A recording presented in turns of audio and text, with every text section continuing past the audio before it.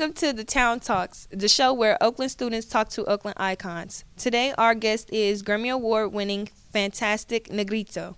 Our host is Richie Nunez. Take it away, Richie! Thank you so much, everyone. Before we jump into the interview, I just want to thank all the students that are in the audience, all the students that are up here with us today, and of course, thank Xavier, aka Fantastic Negrito, for his time. Let's just jump right into the interview. Michaela, why don't you take us away? Okay, my first question is, how was your busking experience? Well, I want to echo that and thank everybody for having me here. Busking experience, well, it was extremely liberating because I was in control. You know, the music industry, sometimes it's kind of a business where it's this ivory tower and you can't get in. But what I liked about busking is I was able to bypass that ivory tower and just go straight to the people and see what they thought. So my first idea, I remember, to busk was to go right out to the BART station. Just let people decide if I sucked, oh well. If I was gonna be great, that's okay too, but no one knew me, so it was good. So if you wanna know how good you are, go play for strangers. You'll know at the end of the day. Okay, thank you. Mi primera pregunta sería, ¿cuál es tu planta favorita? My favorite plant? Well, they're like my children. I don't want to pick one out because I love all the plants. But if I had to pick a favorite one to grow, I'm going to take the easy way out and say kale because anyone can grow it, and it grows tremendously. So that's easy. I'll go with kale. Go ahead, sir. How did you come up with your name? Vivo in California. California tiene muchos Latinos, you know. So I grew up here with you know, so many Latino people. I think if you live in California, I think subconsciously we have this close association with Latino communities. So I think I didn't even come up with it. Just one day I was like, wow, what if I put Fantastic Negrito? And it came. And I think when you know, when you're getting that type of cosmic message, you got to go with it. So I think it's just being in close proximity to Latinos. You know, I think everyone in California should speak a little Spanish, you know, because there's so many Latinos here. So I think the name, I remember, you know, I'm growing up with Latinos, and like, you know, you're spending the night at their house, you're behind their back, you're dating their daughters, like that whole thing. You're eating their food, and I think it was. I would hear it in songs like banda music, hello, Negrito, like I'd hear this music, and I think it was in my subconscious. I thought it was interesting. Like they didn't sound pissed off, they sounded very happy, and so it just came. And it wasn't the easiest name because I think I wasn't aware that some people, it kind of freaked them out. And they're like, wow, Negrito, like what is this? Like this is close to the N-word. But I thought, wow, these people don't know any Latino people. That was my thought when people were freaked out about it. I mean, in December, I was just in South America in about 8 different countries. And, you know, it's good. As long as they're not, it's Fantastic Negrito, it's a good thing. There's other words that can come before Negrito, which will give it a different context. That's a long answer, but that's what it is. Mi primer pregunta es, ¿cuál es su fecha favorita para cosechar en la tierra y por qué? Well, I think in California, that's a difficult question because you can plant year-round. So probably the winter, actually. I love winter crops because there's something very optimistic about that, wow, something is growing like in February. I think that's... There's like a mental health aspect to growing plants, and during that time when it can be rainy and foggy, you still go out there and you get kale. So my question is like, what made you start with music?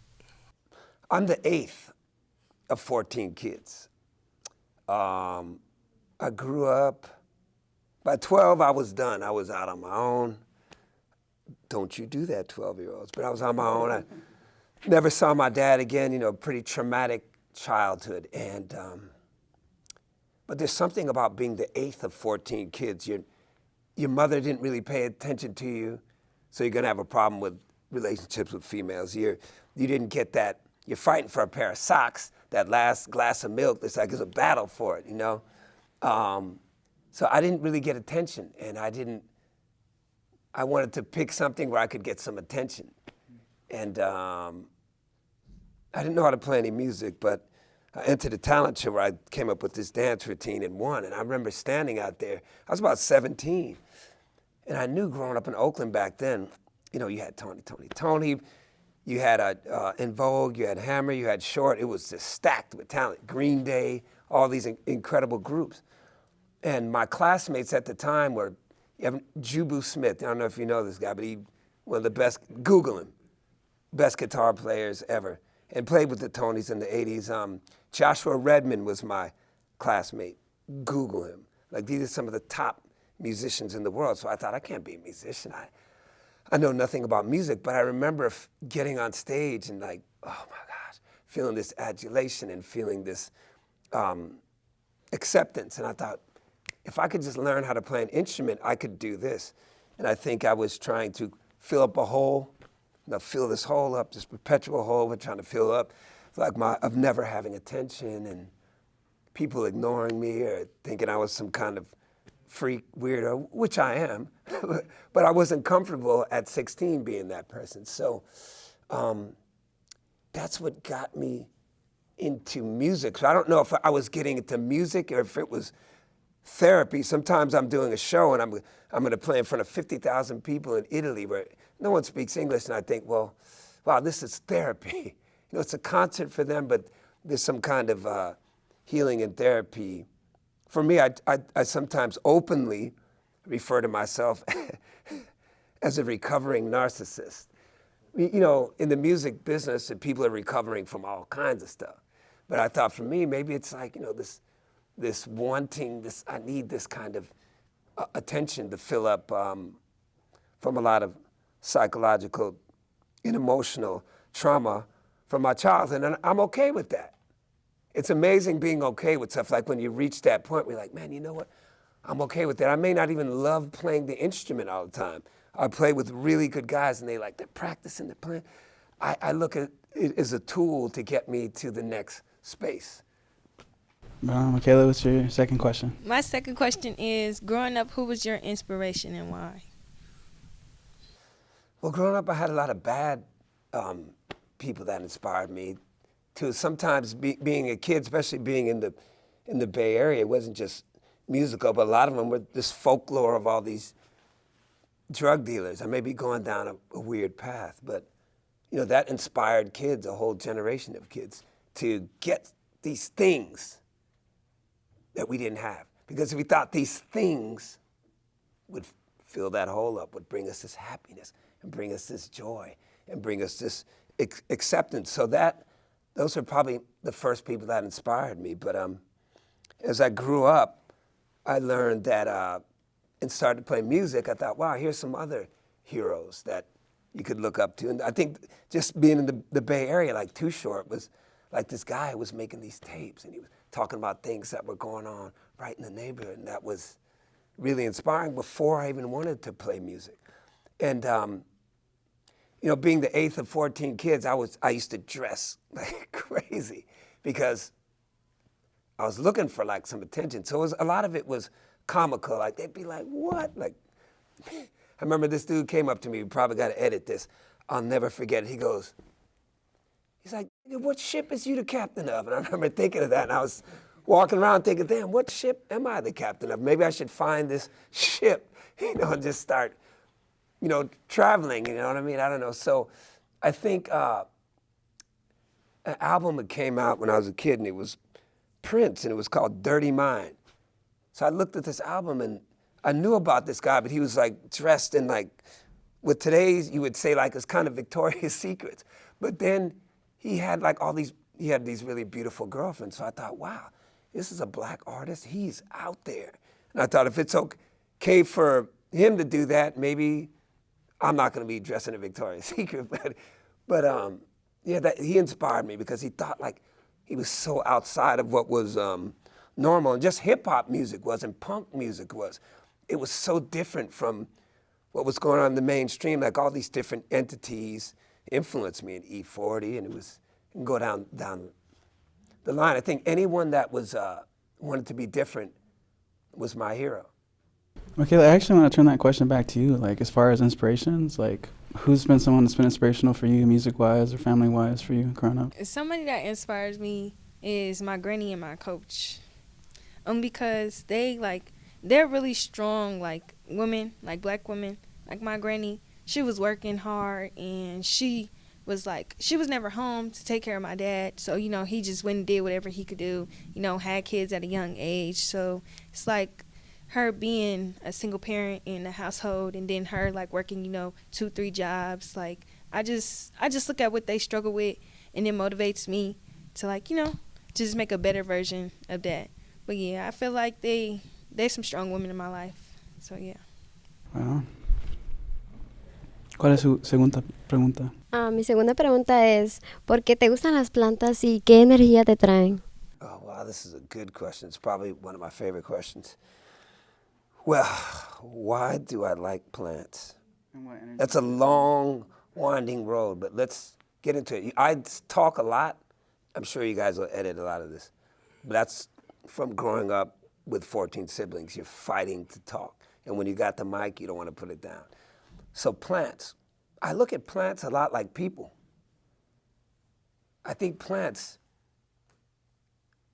like people, if you give them the water, the space, the light, the love, the proper nutrients, and if you give them a chance, oh, man, they produce for you.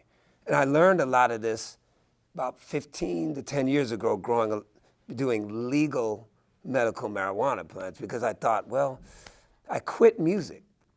I gave it up. I've been in LA. I was trying, knocking on the door, look at me, please accept me. They're like, nope. Come on, please. Nope. You're weird. Come on, please accept me. I want. And I could never break down that door. So I quit, came back to Oakland, came back home, and I decided I'm going to be a farmer. And what I learned about those plants, particularly, is that, yeah, if you can invest a lot of money on that plant, people do, and it'll break you. You're done. Because you weren't doing those things, paying attention to them, checking the pH, giving them nutrients, light, love, space, just like people. And that's what I like about plants, and that's what's inspiring. And if you did that, man, it's growing, the harvest is bountiful. You're able to make some money so that you can survive and your family can survive. So that really is what I take philosophically from plants. I look at them as people. I never try to look at someone as, oh, they're so bad. Look at them. They're terrible. What happened is, just like those plants I grow, someone didn't give them the space, didn't give them the light, didn't pay attention to them, didn't groom them. So I really like that cross-pollination philosophically and spiritually about plants. And I probably first learned this, I had to go to the South as a kid a lot, and I'd see my grandmother. She lived in a town that had 600 people, extremely rural, and it was just nothing was going on. I'd come there, and my uncles have a deer hanging from the tree, and it was like, wow, as a kid, I was like, damn, And then, I don't know how many of y'all been down south, like rural South, and it's like, don't even know what they're talking about. They're like, yeah, no, California, boy. Like that, you're like, huh? Grandma, what did he say? And she's like, that's your uncle. But I sat my grandmother down, and one of these times, it was so boring. And I just put a camera up, and I was like, Grandma, press record. All right, tell me about how you grew up, segregation, how bad were white people? Clicking, I'm ready. And my grandmother shocked me. She said, honey, the first thing she said is that we didn't really have that much problem with white people. And I sat up wait, you was growing up in Jim Crow. She was like, you know what, honey, because we didn't have to ask them for nothing. I was like, alarm went off in my head. Damn, what does this mean? This means something. Teaching moment. She was introducing me to agriculture. She was like, your great-grandfather, his name was Brown. He was a He had his hogs and his sheep, and the neighbor, they grew corn, and we grew tomatoes. And see, we all worked together, so we didn't have to ask nobody for nothing. I thought, wow, like when I get back to California, I'm growing some weed. You know what I mean? It was extremely powerful as a child, little black kid from Oakland, hearing this message that what she was telling me, first of all, they had a collective. She had no education. She didn't know even how to say the word collective. But she was explaining to me, we depended on each other through agriculture. We had a farming collective. We ain't got to ask nobody for nothing, and you don't either. And there's power in plants. You know, I think Ron Finley, who's a friend of mine, I hate to name drop Ron Finley, the gangster gardener, if you don't know him, you should know him. Do you know Ron Finley? If you're an urban farmer, you better know who this guy is. So Google him. But he's like, you know, the most revolutionary thing that you can do is plant something. Because then you've cut out a whole industry, and you're in control of your health, your wealth, your community, and your stomach. Oye, pero quiero regresarte la pregunta a ti. Eso de lo que son plantas, lo que es energía de plantas, ¿por qué te interesan? ¿Qué te da? A mí las plantas me dan paz, me siento que es un espacio para mí y me encanta el jardín y cosas así. Exactly. Independence. Beautiful. I've read that when you first came out here, like to Oakland, that it was so hard that you sold weed and even fake weed to get by. How did you transition from that to making music? Well, let me first apologize to those kids in junior high. I was hungry. You know, one thing I gravitated towards in Oakland, moving out here as a kid, I was like 12, it's like the hustling culture. I was like, my dad was hustling. I mean, he had a restaurant, he was hustling like that, but it was like, it was a big thing. He used to say, you have to own your own business. My dad was an immigrant. I found out from the Caribbean, but he was pretending he was African. That's a whole nother story. But he was like, you have to own your own business. You know, don't let, you know, someone else determine where you're going. So I loved, the hustling was in my blood. So I was like, oh, I like this culture of Oakland where, man, you just get out and get it if you can get it. So, you know, along the way, being a 12-year-old, so please forgive me, you make some bad choices. And you do some things that aren't ethical, but those things, those obstacles, and even those bad decisions are the good things too, because they help you get to where you got to go. And if I didn't do some of those things, I couldn't sit here really and speak to you honestly. And how did I transition to music? I think I answered it earlier, but I answered again because, you know, music was hustling too. It's like, you know, everybody, it's loud out there. People are dropping music every day. Everybody's got a song, everybody's got a track, everybody. So how are you different? How do you get into that position? You know, how do you get into the door? And so for me, like just hustling in the streets, I like bought that, and I still try to bring it because I think the street education is as valid as a traditional education. Now I'm going to be banned from Castlemont. But yeah, you know, yeah. Mi pregunta número 2 es, ¿cuál es su fruta favorita que se cosecha en los huertos? Well, my favorite ones aren't doing very well right now, and I don't know why, but figs, I like planting figs. There's something very redeeming about figs that I like. And my chickens won't eat the figs off the trees, which is great.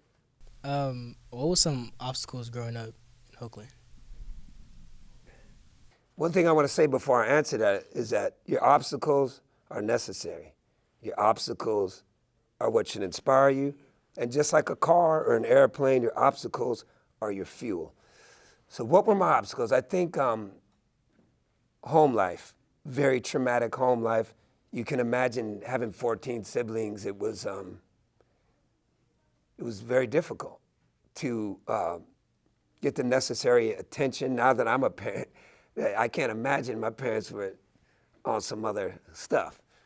You know, like the attention, the love that you need to be nurtured as a young person. I suffered a a great deal because of my family life. I think that was a tremendous obstacle, but I flipped it and made it good. And I think I always say something you probably got to edit out, but I'm like, you take the bull, turn it into good.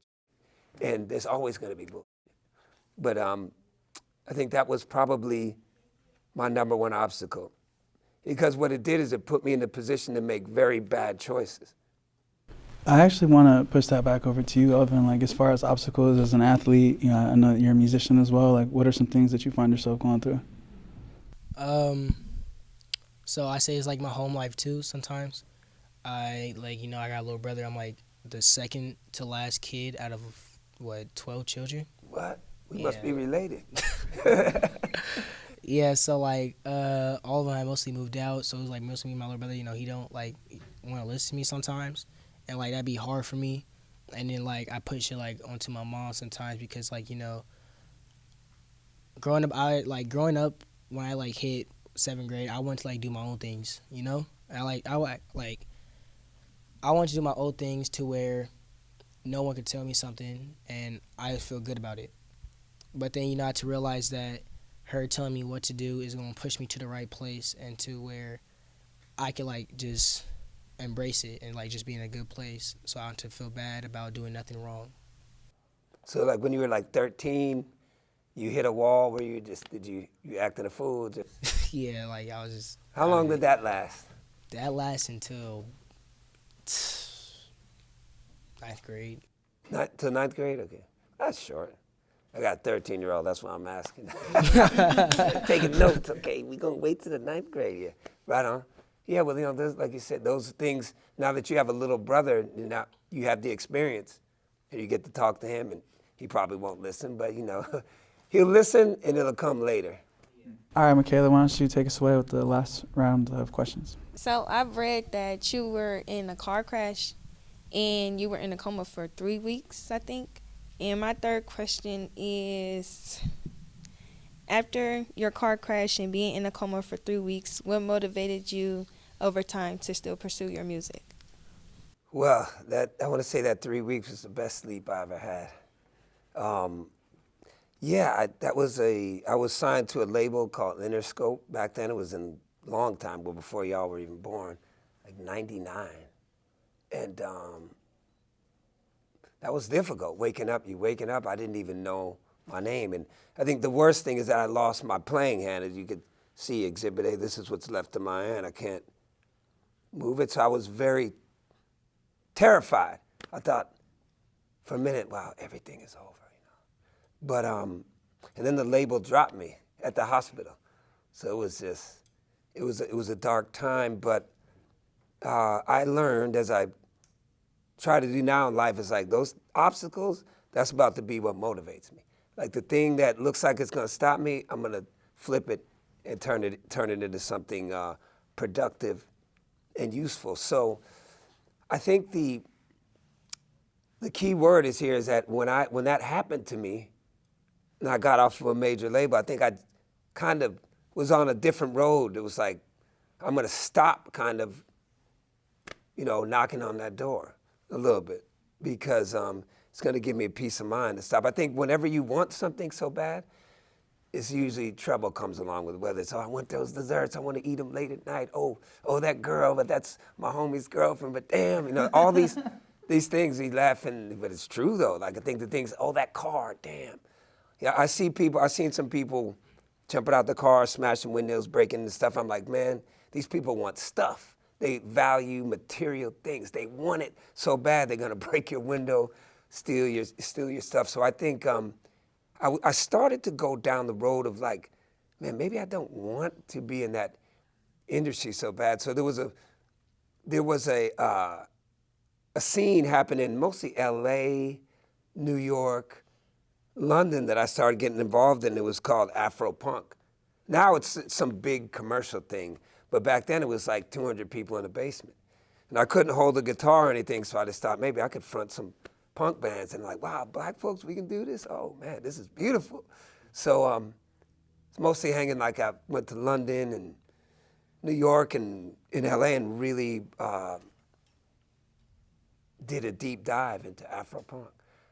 So that's what got me back into music after the accident. I thought, well, I'm not comfortable playing, but man, I can scream with a band, and people are into it. So yeah, that's how I got back. Thank God for punk. Thank you.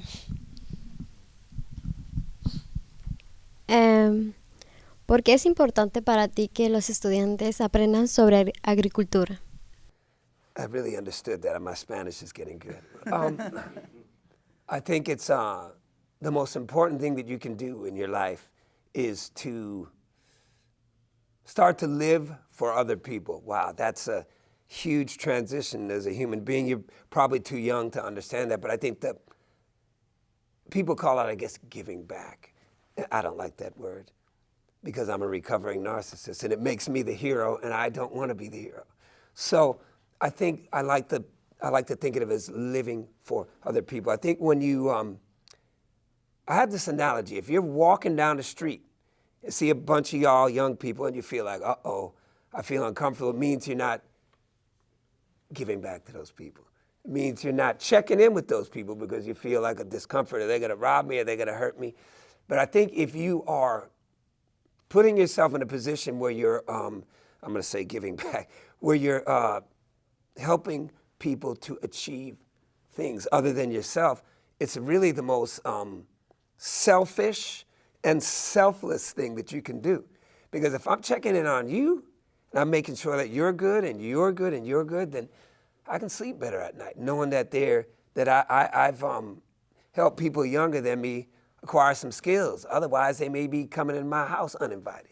You know what I mean? I like to look at it like that. Like, we have to live in a society where people have skills, people have knowledge, and people are independent, self-sufficient, and learn how to work with each other.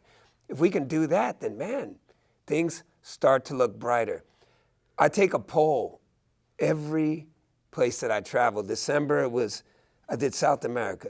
January I was in Japan. What month is this? February I was in Europe, and now I'll be in Australia and New Zealand next month. Every city I go through, I'm looking in every country. I'm looking at the state of people, like, are people friendly? Are people mean? Are people standoffish? Okay, who's living on the streets? Let's see. Wow.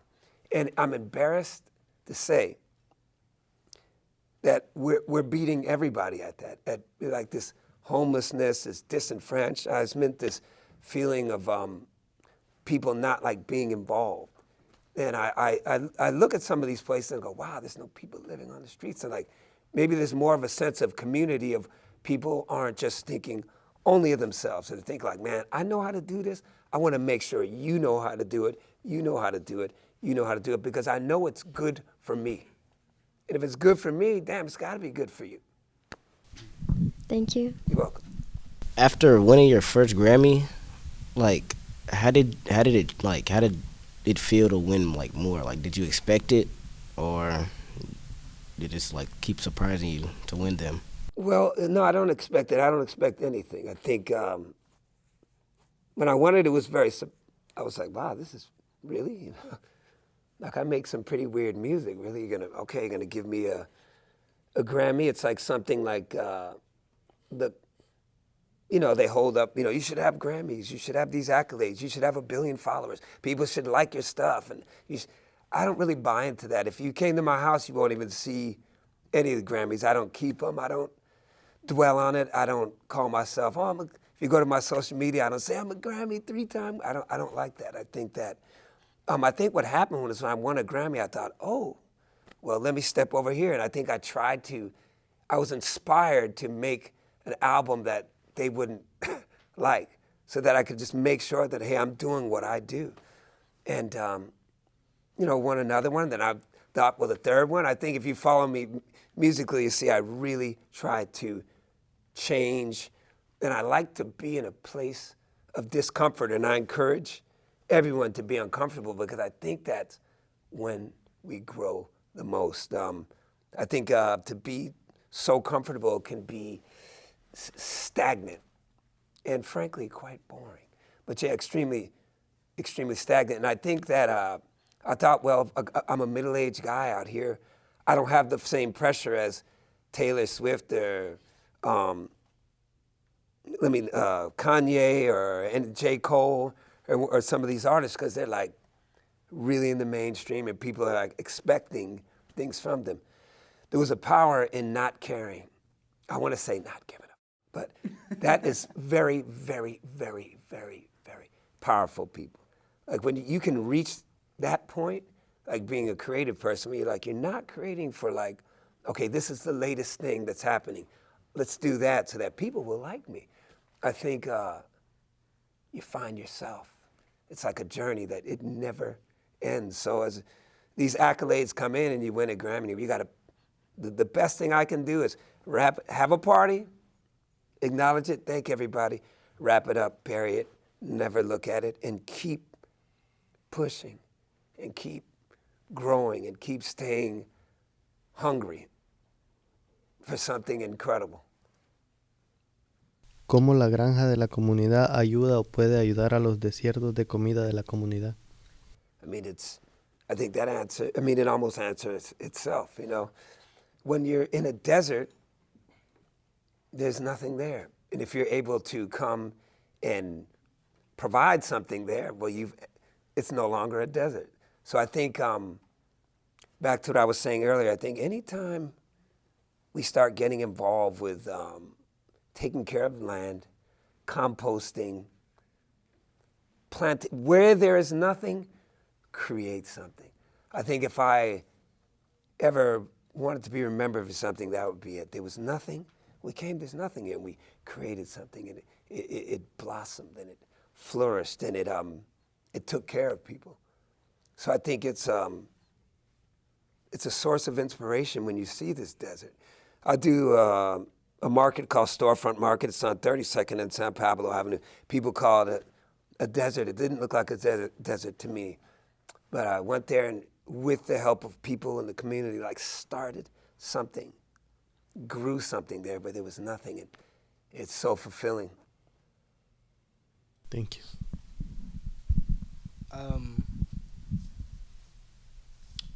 How did Oakland shape you growing up? Or shaping you now? I think Oakland, it's a pretty strong identity. You go around the world and you say Oakland, people lose it. I think because we're a real small city, and I want to say the whole Bay Area, but we talk about Oakland, it's a small city with a big handprint. The handprint is huge, so people really identify with this kind of magical, bizarre city. I think it's a very courageous city, a city that takes a lot of chances. Some of the most influential and powerful music and just social, causes have come out of here, free speech, things as edgy as the Hells Angels are from Oakland, but then so are the Black Panthers. It's a very strange group of people. In a sense, I call it it's just kind of magical tribe, and just musically the things that continue to come out of here. So definitely shaped me. When I moved here as a kid, I came from New England, which was the most waspiest, whitest place, which also shaped me, by the way, All these experiences shaped me. But when I came to Oakland, I was like, oh, wow, I'm home. Oh, man, this is incredible. The music, the food, the people, the attitude. It was just how multicultural it was, how people were so accepting of other people. It really shaped me. And we have to keep, depending on y'all, we got to keep that. We can't lose that, because it's, I feel like when I was out playing in the street 8 years ago, there was something happening out there that I don't see happening now. And I think that's part of our battle as farmers, singers, entrepreneurs. We got to participate in this great experiment that they call Oakland, that I'm extremely grateful to. I couldn't have become this fantastic Negrito character that I created if I hadn't been in Oakland. It just wouldn't have happened. Because I don't think I would have had the courage to maybe challenge this industry, music industry that keeps people out. I figured like this. I remember thinking that. I was like, you know what? I was walking around with my guitar. People thought I was crazy. if I can get past the people in the Bay Area, it's a wrap. And I was right. When I won my first Grammy, I came right back to First Friday and I opened it there. People, they thought this isn't real, but you know, give back always. Thank you. My name's Jameer, and I wanted to ask, what was your relationship with Interscope Records? Well, when I was a young man coming from Oakland, they gave me $1 million. And I've never worked since. So that was a long time ago, but they were a new label at the time. And I was coming out from Oakland in LA, and they were like one of the first labels that gave me a deal. It was a guy that was completely, well, not completely, kind of unknown, named Jimmy Iovine. You should know who Jimmy Iovine is. He started Beats with Dr. Dre. But he was very influential in, signing Death Row. So it was, my first record deal for a lot of money. Back when labels were giving away money. And I didn't buy cars and jewelry with it, so I was able to make that money last my life. Message to everybody. I'm saying I like to put that message out there. Like, you get money, spend it on things that will work for you. Not just buying things that immediately after you buy them, they lose their value. Gotta always put that in there. But that's my relationship with them. I don't have one now. That was so long ago. But thank you for the question. Are you a musician or artist? I do choir. Choir? I do choir. Well, of course you're the most important person. You conduct the choir? No, I sing in choir. Okay. What do you like to sing? Clear Day. Yeah? You gonna give us a little? No. Thank you for the question. Thank you for joining us on the Town Talks. We'd like to thank La Segunda, Castlemont High, OUSD, Oakland in the Middle, KDOL, and The Link. See you next time.